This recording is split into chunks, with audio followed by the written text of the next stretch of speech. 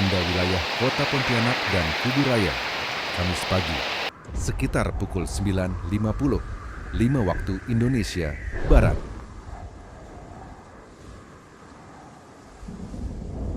Sejumlah kawasan pemukiman terdampak. Sebuah atap ruko di Jalan Profesor M. Yamin, Gang Keluarga Melati, Kota Baru Pontianak, terbang tersapu angin dalam hitungan detik. Laporan lainnya datang dari wilayah Pal 13, di mana hujan deras disertai hembusan angin kuat membuat warga panik. Guys, ini pohon tumbang. Di kawasan BLKI, sebuah pohon angsana tumbang menutup akses jalan. Abang, tolong ya bang kalau Islam.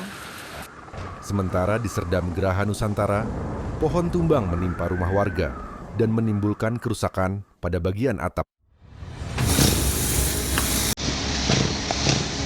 Tim relawan, BPBD, dan warga sekitar bergerak cepat, mengevakuasi puing-puing serta memastikan tidak ada korban jiwa.